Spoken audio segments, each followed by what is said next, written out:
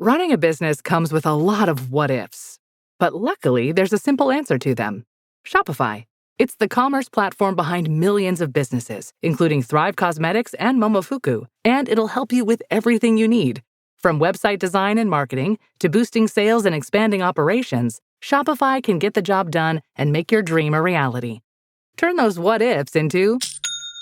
Sign up for your $1 per month trial at shopify.com/special offer. Parents of tweens, if you're familiar with far-off drop-offs... Dad, stop, right here. Or get DMs about what's for dinner, you may be experiencing tween milestones. For your son or daughter, these can start at age 9. HPV vaccination, a type of cancer prevention against certain HPV-related cancers, can start then too. For most, HPV clears on its own. But for those who don't clear the virus, it can cause certain cancers later in life. Embrace this phase. Help protect them in the next. Ask their doctor today about HPV vaccination. Brought to you by Merck. Military murder is an independent project and is not endorsed by the Department of Defense or any military component. The views expressed are those of the host. The content of this podcast is not meant to be legal or medical advice. Warning, this episode contains graphic details of murder and is not suitable for young listeners. Listener discretion is advised.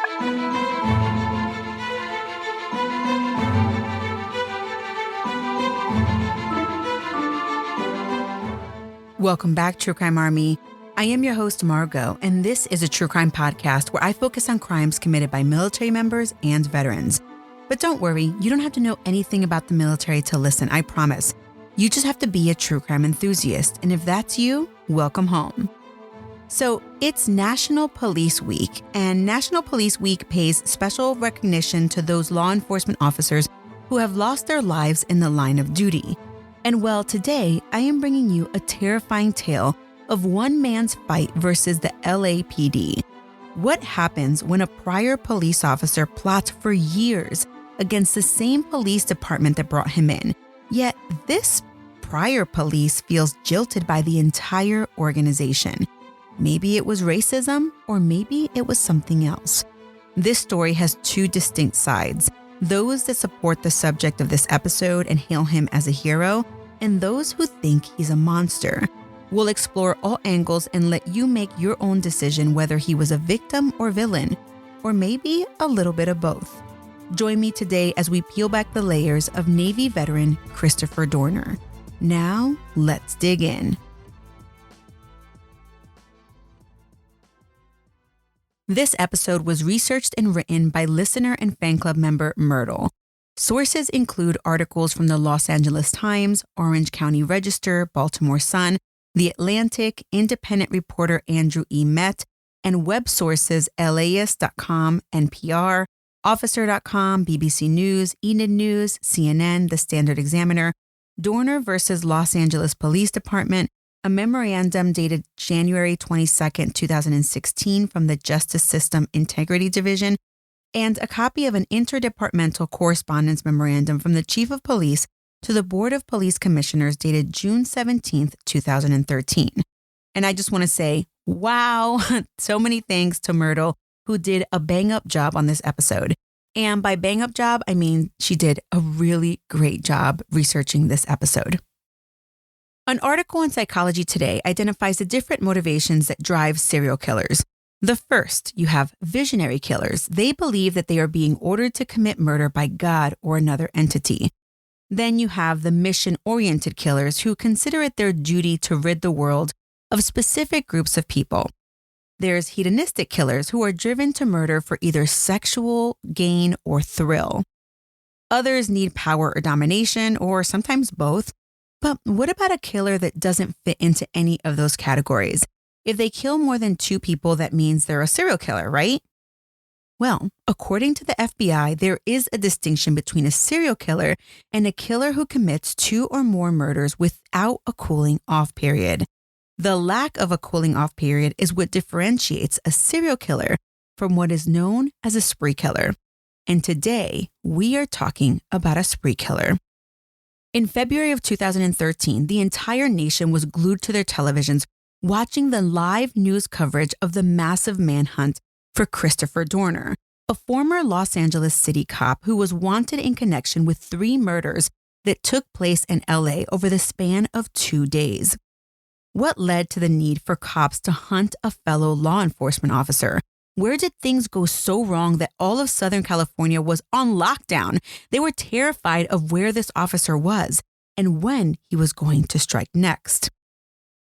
Christopher Jordan Dorner was born on June 4th, 1979 in New York State, but he moved to Los Angeles with his mother, Nancy Dorner, and his sister, Natasha, before he was a year old.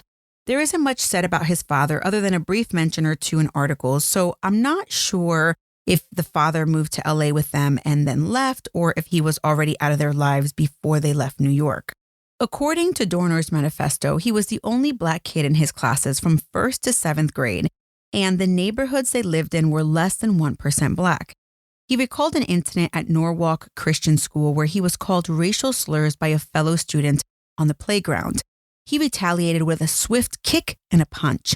The bully ran away crying to a teacher, but as it turned out, both he and Dorner were punished with swats from the principal. The principal chastised Chris for not turning the other cheek like the Bible says to do, and in his head, there was no escape or protection for him from racism. The day he was swatted for standing up for himself, well, on that day, he made a vow to himself that he would never again tolerate racially derogatory terms spoken to him. After a handful of moves in Southern California, the family eventually found themselves in Cypress, a small city just south of LA where Dorner attended Cypress High School. He had grown to a height of 5'11" and weighed a whopping 225 pounds, so it made sense that he joined the football team. In high school, he learned about an organization called Young Police Explorers in nearby La Palma's police department. It was a program where teens could start training to be police officers while they were still in school. And this was one of those moments for Christopher Dorner. Dorner felt as though he had found his calling in life when he joined the program. Despite being involved with the police training, he continued to feel as though he had no protection from racism. In his manifesto, he wrote about a time when his watch was stolen from his high school locker. According to Dorner, an assistant principal told him he knew who took the watch because a kid had stolen a list of combinations and was likely the suspect of that theft and many others. Well, Dorner tried to get his watch back from this particular student, and campus security was called. Chris tried to explain, hey, listen, he got my watch. I just need some help. Well, the assistant principal denied that he ever told Dorner who had stolen the list of combinations. Again, Christopher felt like he was not supported by the people that should have been protecting him. After graduating high school, Christopher attended Southern Utah University in Cedar City, Utah, where he continued to play football on the school's team as a running back. According to his teammate and friend James Ucera, Dorner told him that a particular coach on the team was racist. It was another area that Dorner felt outnumbered. Cedar City is mainly populated by white Mormon conservatives. Ucera and Dorner grew close and would have friendly debates about politics and the extent of racism in the U.S. Dorner actually credits Ucera, who was from Alaska and is now a lawyer in Oregon, as teaching him about the outdoors in his manifesto. A self-proclaimed city boy, Dorner learned to hunt and fish with his friend, and he gained a respect for the land and resources. Dorner thanks Ucera for introducing him to PBR, the beer, writing that it was a great beer for a poor college student. Dorner graduated from college in 2001 with a degree in political science and a minor in psychology. A year after graduating from college, Christopher Dorner was commissioned as an ensign in the United States Navy Reserve, and he was sent to pilot training. While in pilot training at Vance Air Force Base in Oklahoma, Dorner, along with Marine Corps Lieutenant Andrew Bogger, I believe, they noticed a bank bag laying in the middle of the road while driving into the town of Enid. They turned back, picked up the bag, and when they looked inside, they found close to $8,000 in cash and checks. That's about $11,000 in today's dollars. The young officers immediately took the bag to the police department in Enid. There, they learned that the money was a deposit for a church in Enid. Turns out that the pastor had put the envelope on top of the car, forgot to grab it before he got in and drove off. It never occurred to the two young men to keep the money. In an article written in the Enid News and Eagle, Christopher and Andrew were quoted as saying, quote, "It's an integrity thing," end quote. The article went on to talk about how both men were raised to know the value of being honest and that integrity was stressed in their military training. In another statement, Dorner said that, quote, "It's not so much the integrity, but it was someone else's money. I would hope someone would do that for me," end quote.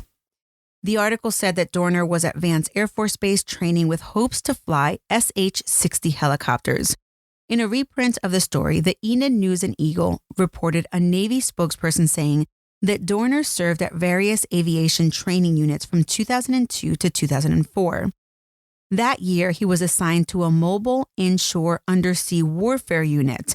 The unit's mission is to provide surveillance operations and intelligence collection in a rapidly deployable package. During his training, he achieved expert pistol and rifle marksmanship. Now remember, Dorner was only a part of the Navy Reserve, so that means he could have a full-time job in the civilian sector. Dorner joined the Los Angeles Police Department in 2005, entering the police academy in February along with Class 2-05, with an anticipated graduation date of August 2005. Due to some injuries that happened during training, he was recycled to Class 5-05. This time graduation would have happened in January of 2006. However, sometime during this class, he negligently discharged his weapon while cleaning it, shooting himself in the hand. Yikes! Whoa. Due to that injury, he was placed on suspension and recycled one more time to Class 7-05.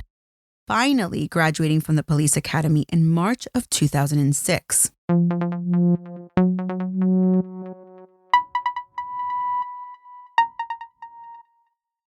Get ready for Universal Epic Universe, featuring the Wizarding World of Harry Potter, Ministry of Magic, and Super Nintendo World. Now open at Universal Orlando Resort.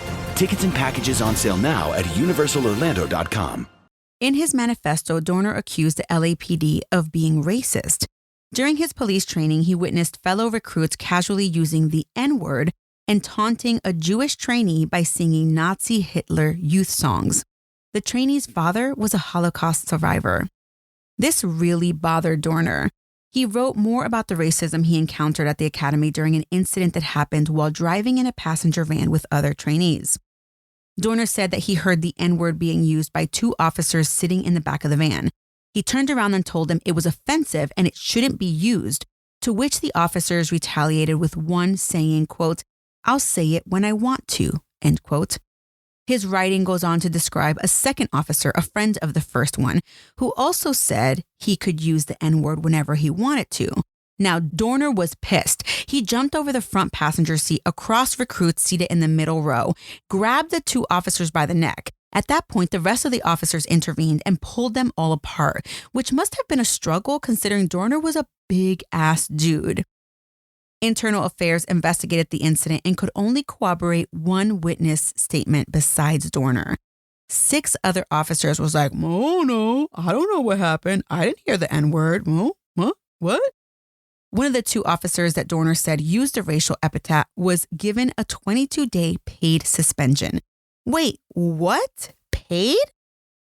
Well, because it was a paid suspension, after the 22 days, that person was able to continue training and was ultimately employed with the LAPD. First of all, I'm confused. The result seems counterintuitive. If the statement wasn't corroborated, why give the guy a paid suspension? Almost like they had a suspicion that Dorner wasn't lying, but not enough to proceed. So the alleged perpetrator was given a 3-week vacation, basically, right? Yikes. Dorner refers to the suspension as, quote, "a slap on the wrist," end quote, in his manifesto.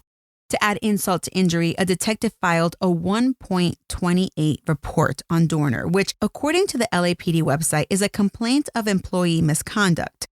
Just like when he was swatted in elementary school, Dorner felt retaliated against for fighting racism and not afforded protection or support by those in charge. After spending 4 months on the streets of LA training, Dorner was called up to active duty in July of 2006, and he was shipped out on a 12-month mobilization tour. Part of his deployment was spent in Kuwait, where a fellow service member named Jamie Koyama was deployed with him. She said he took part in football games and watched out for stray cats. In an article in the Orange County Register, she referred to him as, quote, "a really, really nice guy. He always had a smile on his face," end quote. Christopher was awarded the Iraq Campaign Medal because part of his tour was spent guarding sea rigs out near Iraq. Shortly after he returned from his tour, he married an undercover narcotics agent named April Carter in Los Angeles. Although the marriage was short-lived, it lasted like a month. It apparently, though, didn't stop them from frequently seeing each other after the divorce, and Dorner was frequently seen at April's house helping her with yard work, even after they had already been divorced. I tried to get more information about his short marriage, but I couldn't find anything. Christopher soon settled back in with the LAPD as a rookie officer.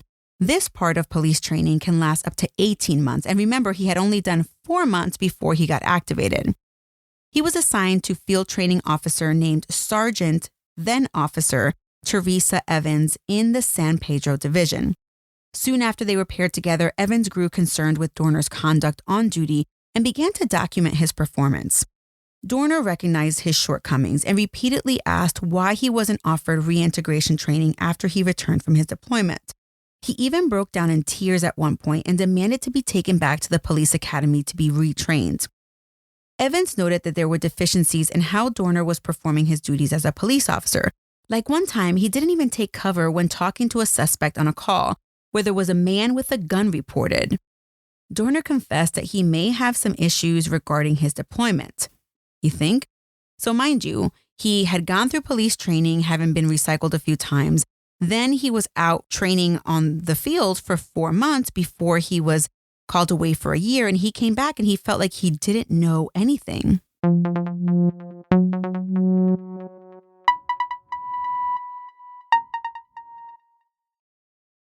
On July 28, 2007, officers Dorner and Evans were dispatched to a DoubleTree hotel in San Pedro for a disturbing the peace call. The suspect was sitting outside of the hotel when they first arrived.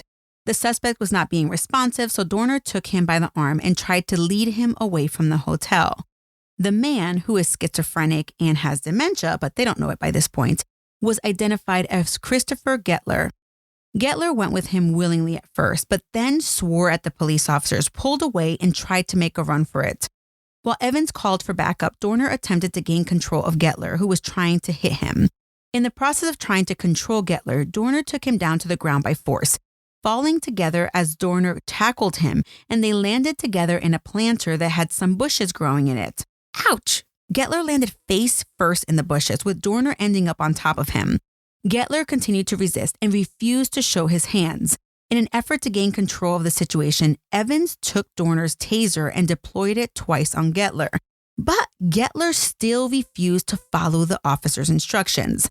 Officer Evans then went to the other side of Gettler and Dorner, where she tried to put handcuffs on him. What happened next is Dorner's account of the arrest. Evans was unable to get Gettler's arm to handcuff it even after tasing him. She swung her foot back like she was kicking a ball and hit Gettler once in the face and twice in the chest with her foot. Gettler then allowed them to place the handcuffs on his wrist. Then he was placed in the police cruiser. A small scratch was noticeable on Gettler's face. Dorner and Evans called for a supervisor to report the arrest and to also discuss the force used to take Gettler into custody. Sergeant Jackson arrived on scene and took their verbal report. When they arrived at the police station, Gettler was looked over by another sergeant and examined by a physician. The scratch was noted on Gettler's face. In a transcript from Dorner's appellate court case, Evans describes that she and Dorner discussed what happened at the hotel together so that they could write the report. According to Evans, Chris took too long and he asked so many questions about how to fill out the use of force portion of the report that the report had to be revised 3 times by Evans and the supervisor, Sergeant Jackson. Evans said they had to rewrite the report because Dorner didn't know what specific information had to be included to accurately document what happened when he tackled Gettler. Dorner couldn't remember the right codes and the verbiage because it had been more than a year since he graduated from the academy. He wrote that Gettler's facial injury occurred during the arrest and nothing else was written about other injuries or about Evans kicking Gettler. Dorner later stated that he was hesitant to report the kicks because he feared that he would be retaliated against for mentioning it. Eventually, though, Dorner decided he was unhappy with the way they submitted the report, and he called a friend, Sergeant Perez, a fellow Navy reservist, who worked in internal affairs. He wanted advice. While Chris was trying to reach Perez was out of town, but they did get to talk, although the calls were short. Sergeant Perez told Dorner, hey, stop talking, and to immediately report it to his supervisor. He told Dorner that if he did not make the report, then Perez would be forced to report it himself. On August 10th, 2007, 2+ weeks after the DoubleTree arrest, Dorner reported Officer Evans' use of excessive force in the arrest of Christopher Gettler. He reported it to Assistant Watch Commander Sergeant Deming. Dorner told Deming that he witnessed Evans kicking Gettler once in the face and twice in the chest. After being kicked, Gettler then said, quote, "Is this all you want?" end quote, and he gave up his right arm to Dorner, allowing him to finally get handcuffed. Dorner explained to Sergeant Deming that he didn't report the kicks on the day of the arrest because he thought the supervisor that arrived at the hotel only wanted to know what he did, not what Evans did. He heard the supervisor on scene tell Evans that the two officers' stories were the same, so he knew then that Evans did not report the kicks. According to Dorner, he did not feel like he was comfortable telling the supervisor at that time because that supervisor and Evans were friends. Christopher was also hesitant to report the kicks because of his experience during the academy, when after he turned in fellow trainees for using racial slurs, he was the one that got in trouble. After that, the other trainees would not talk to him and avoided him for the remainder of their time at the police academy. Later, he said that Evans asked him if he felt the use of force was appropriate. He agreed with her because he didn't want to have any conflicts with her and he just didn't want to have any problems. According to Dorner, Evans told him that they weren't going to include the kicks in the report because, she was trying to get promoted and she didn't want to have all these use of force occurrences in her record. Wait, what? Girl, what's wrong with you? You out there kicking all the criminals? What's up? Let me find out. In later testimony, Sergeant Deming said that Dorner was near tears while he was telling him about the incident, and that while he was telling him, he feared retaliation for reporting his training officer. Deming went on to testify that Dorner begged him to not say anything, but Deming told him that he was obligated to report it and couldn't just dismiss it. A few days after he turned in the updated report, Dorner went to the watch commander to tell him that someone at the station had peed on his equipment bag. Some had even gotten on his jacket, making it wet. Ooh, that's gross. Chris was convinced that it was done in retaliation for reporting that Evans had kicked Gettler. Later, though, an analysis was done on the substance found in his jacket, and it was determined not to be urine. Thank goodness. But the substance was never identified. Why would Christopher Dorner lie about Evans kicking Gettler? What motivation would he have? Dorner has been characterized by his friends as a man of integrity. Remember the bag of cash he found when in flight school? Someone who wanted to serve his country and community and really just be a help to others. I know you always hear that so-and-so is such a nice person after shootings and attacks, but Dorner's friends really believe that. In an article from CNN from his college roommate, James Ucera, he was quoted as saying, quote, "Chris was a guy who was approachable, had a good sense of humor, was fun to be around, intelligent, good conversationalist, and the list goes on and on and on." A former neighbor said he was, quote, "a nice, friendly guy, easy to approach," end quote. In all of the pictures you see of Dorner, he has a warm, wide, friendly smile that is reflected in his eyes.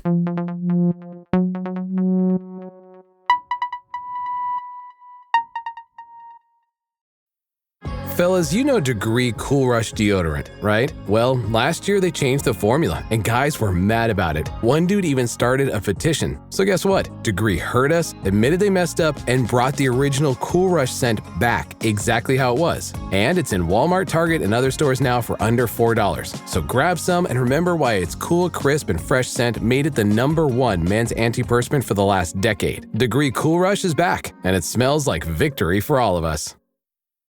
This episode is brought to you by Greenlight. Get this. Adults with financial literacy skills have 82% more wealth than those who don't. From swimming lessons to piano classes, us parents invest in so many things to enrich our kids' lives. But are we investing in their future financial success? With Greenlight, you can teach your kids financial literacy skills like earning, saving, and investing. And this investment costs less than that after-school treat. Start prioritizing their financial education and future today with a risk-free trial at greenlight.com/Spotify. Greenlight.com/Spotify. All right, let's go back and talk about the DoubleTree incident report. A discrepancy existed between Dorner and his training officer, Sergeant Teresa Evans' account of the arrest. Dorner's initial report indicated that Gettler received a small scratch on his face following a takedown maneuver that ended up with Gettler face down in some bushes. Well, 2 weeks after Gettler's arrest, Field Training Officer Evans warned Dorner if she didn't see improvement in his training progress, that she would issue an unsatisfactory performance evaluation. The evaluation would include areas to improve on, like officer safety, common sense, and good judgment, as well as a recommendation that he be removed from patrol. The day after he received this warning about the potential unfavorable evaluation, that was when he made a report of excessive force against Evans, saying, "You know what? She kicked Gettler in the face and chest when he resisted while being arrested." Evans denied the accusation, but in any event, because it was reported, a use of force investigation was opened to determine the truth. On October of 2007, an internal affairs investigation into Dorner's accusation against Evans got underway, and witnesses from the day of the arrest were interviewed. Employees from the Doubletree Hotel and the responding supervisor, Sergeant Jackson, they made statements that contradicted Dorner's statement of use of force. The two hotel employees testified that they never saw Evans kick Gettler. In fact, the witnesses described the way Evans was standing would have prevented her from being able to kick at all. Also, immediately following the incident, Christopher Gettler didn't mention that he had been hit or kicked to anyone.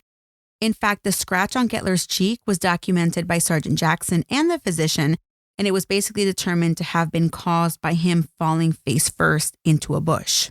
Testimony continued, including testimony that Gettler did not have any shoe marks on his face or on the white t-shirt he was wearing, and there were no visible bruising signs.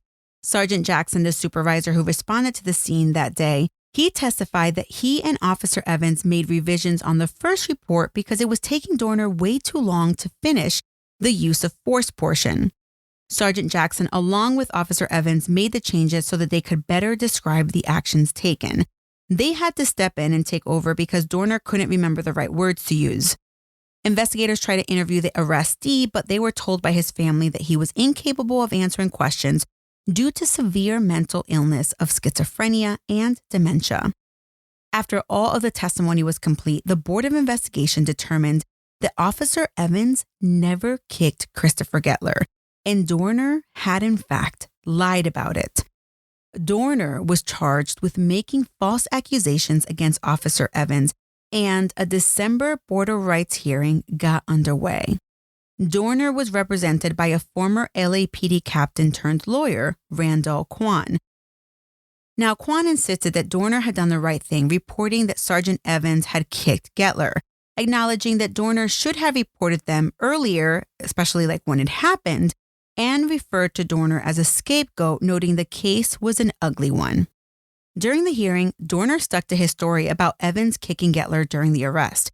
He also stayed true to his earlier testimony about fearing retaliation from the department because while attending police academy, he had reported the racial language used by fellow officers and was treated badly by them because of it. He told the board that he did not say anything about it initially because Sergeant Jackson had only asked about what he did and not about what Sergeant Evans did. Christopher Gettler's father, that's the victim's father's name was Richard. He was also called as a witness at this hearing. He testified that when his son was brought home by the police, Gettler said the police kicked him once in the face and twice in the chest. Despite being alarmed by that information, he decided not to report it to the police because Gettler couldn't tell him why he was kicked, and that most of the time when questioned about anything, Gettler would give yes as the response. Randall Kwan, the attorney, recorded an interview with Christopher Gettler in his office and showed the video during the hearing. In the recording, Gettler says that he was kicked by a female that was almost black with dark hair. Then he corrects himself and changes his answer to the hair color as being light. Now, it should be noted that Sergeant Evans is actually white and has blonde hair. Gettler was then brought into the hearing but was unable to give the current year, and at times he gave odd answers that didn't relate to the questions he was being asked. He told the board that he couldn't remember what happened and thought that a club was used on him by the officers. Sergeant Evans was called to the stand and emphatically denied kicking Gettler. She had been placed on desk duty during the internal affairs investigation that precluded her from earning extra money, pulling overtime, and testified that it was a difficult time for her personally. The hotel employees and Sergeant Jackson all testified that they did not witness Sergeant Evans kicking Gettler. Ultimately, the board, made up of 2 LAPD captains and a defense attorney, ruled against Dorner. Their determination was that Dorner wasn't credible and that he made the false report. And they said that he made the false report because he thought he would lose his career due to the derogatory evaluation that Sergeant Evans said she was going to file. The burden of proof was on Dorner and his attorney to prove that he did not make up the story. But the board felt that they failed to meet that burden. An appellate board concurred with the Board of Rights' decision that Dorner was not being truthful, and he was ultimately fired by the LAPD in February of 2009. Now, normally when officers are dismissed or fired, there is no need for additional security for the board members. But on the day that Dorner was told he was losing his badge, armed guards were brought in to stand watch because of the fear that Dorner would retaliate. The LA Times reported that a police official present at the hearing said Dorner's body language made it clear how angry he was. This police official stated, quote, "It was clear that he was wound up too tight," end quote. For the next 4 years, Dorner made unsuccessful appeals of his firing. To add insult to injury, on February 1st, 2013, he was discharged by the Navy. He had been promoted to the rank of lieutenant during his Navy career, which is equivalent to a captain in the other branches of the military. But he had not risen any higher in rank during the 12 years that he had served in the Navy Reserves.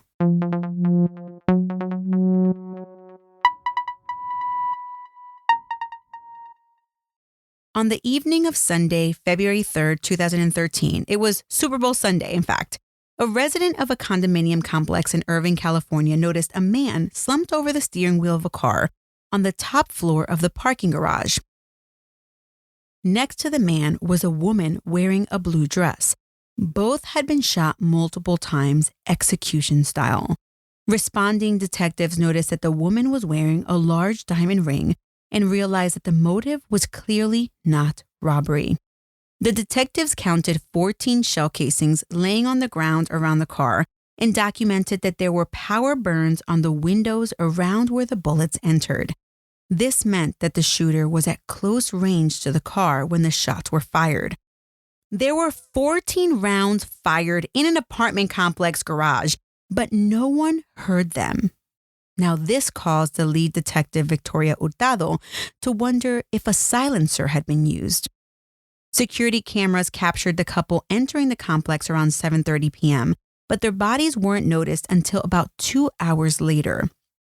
At the time, Irvine, California was known as one of the safest cities in the United States, so the shooting brought news crews to the scene quickly.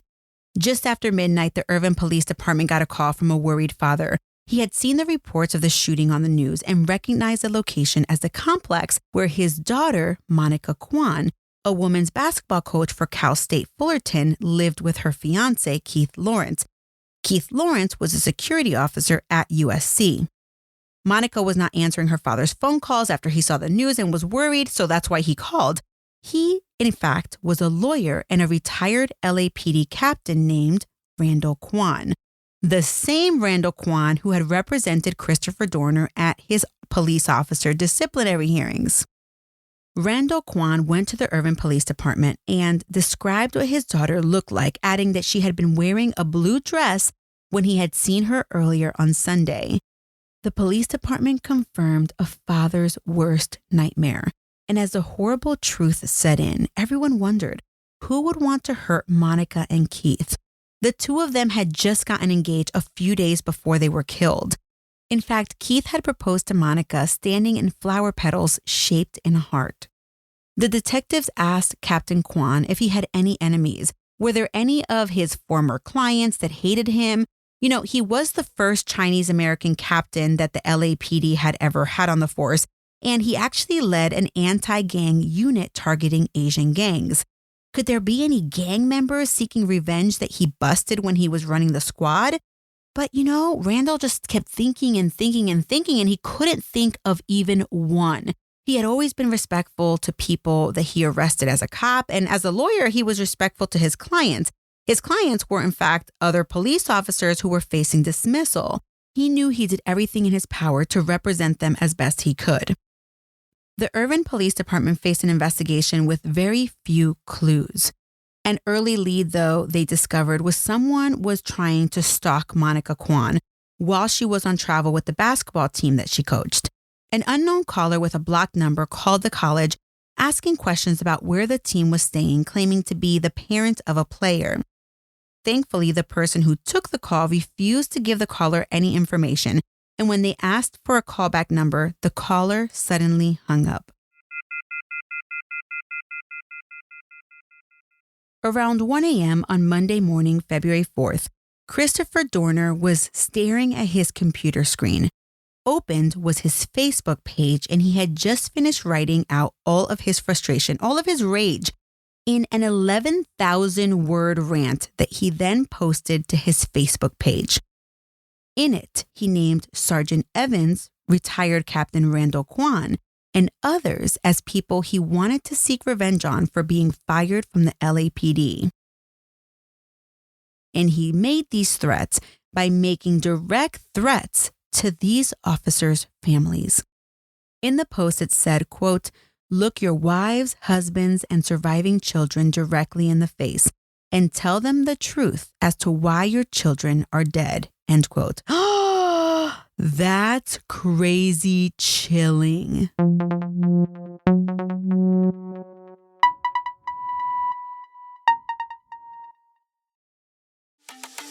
This episode is brought to you by Pluto TV.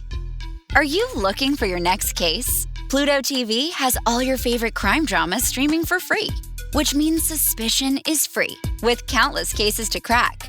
Watch CSI, Criminal Minds, NCIS, Blue Bloods, Tracker, FBI, and SWAT, all for free from all your favorite devices. Feel the free. Pluto TV. Stream now, pay never. That morning, while opening an auto sound store in National City, an employee took some trash to the dumpster and noticed some military-looking gear on top of the garbage. National City is about 100 miles south of Irvine and just a few miles north of the Mexican border. The employee's first thought was that he could sell whatever this stuff was. But after examining the equipment and realizing it was police uniforms and equipment, he waved down a cop who was driving by. The officer examined the items that the store clerk had shown him. It was a bulletproof vest, ammo cans with hundreds of bullets, cans of spray paint, the kind that the SWAT team uses for camouflage, a police duty belt, holsters, a full-sized baton, and an extra large-sized LAPD uniform. One last item that the officer looked at was a police notebook. On the cover were two names, Dorner and Evans, along with some numbers. The police officer was worried that the gear belonged to a cop that was the victim of a crime. He had his dispatcher contact the LAPD dispatch to see if the names meant anything to them. Evans was in fact a sergeant there, but there wasn't anyone named Dorner. The National City police officer called Sergeant Evans, and when he called her, Evans felt like she was punched in the gut when she heard Dorner's name. For 6 months after he was fired, this was a couple of years back, she actually carried her service weapon with her everywhere. And when I say everywhere, I mean everywhere. She even took it with her into the bathroom because she was so paranoid and worried because she thought Dorner was coming after her. After she received the call, she was on edge, but she had a shift that night. When she was at the precinct, she overheard two officers talking about Captain Randall Kwan's daughter's murder. And at that point, she felt sick to her stomach and she immediately thought that Dorner could be the killer. She called the Irvine PD, who woke up Detective Hurtado, the lead detective that had been investigating Monica and Keith's murder. Sergeant Evans told the detective her suspicions about Dorner, and it didn't take long for the Irvine detectives to find some surveillance footage in the alley of Dorner in his truck leisurely throwing away his equipment and uniform. They located a second dumpster that had more of Dorner's equipment in it. a SWAT helmet, a tactical backpack, and a 9mm magazine with bullets in it. Monica and Keith had in fact been killed by a 9mm gun, and the alley where the dumpsters had been located were in full view of the National City Police Station. What? At this point, Dorner is either bold, has a death wish, or just doesn't care if he's seen. Like he's telling the cops to come and get him. A game of cat and mouse. Catch me if you can. Detective Hurtado tried and failed to find someone at the LAPD to give her any kind of background information on Dorner. She thought maybe Captain Randall Kwan, maybe he knew something. And when she called him and asked, Kwan was shocked. Yes, he knows Dorner. He thinks that Dorner's crazy and that he has this kind of like hero complex. Another detective sent Hurtado a link to Dorner's Facebook page. And can you imagine what their faces looked like as they were reading an 11,000-word manifesto posted just hours earlier?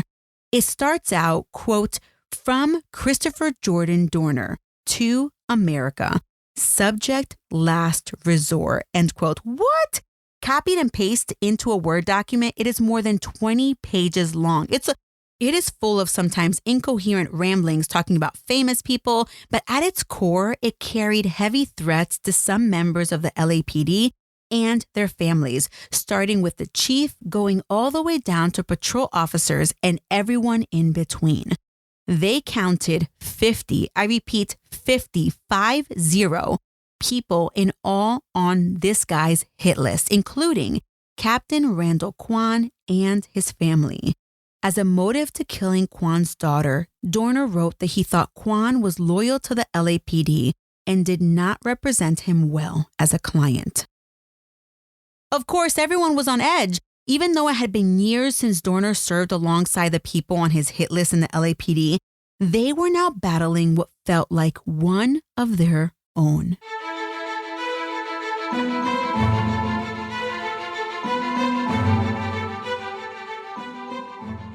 Okay, True Crime Army, that is all I have for this episode. Oh no, a two-parter. Yes. I'll wrap up this story next week where you will hear how this story went from crazy to crazier. And if you're like me and can't wait another week, well, make sure that you check out the Patreon fan club at patreon.com/militarymurder, where for as little as $5 a month, you can get access to part 2 right now.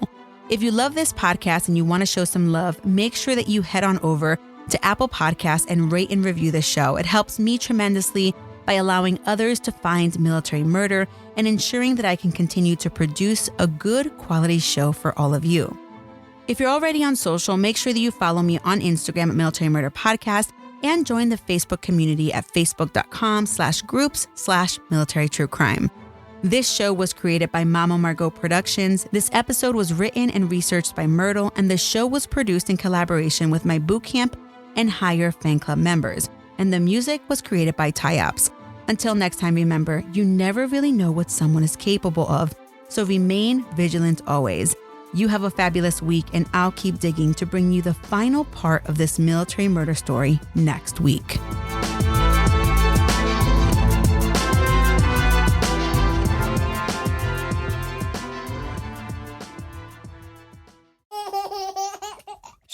Mom's working on our podcast.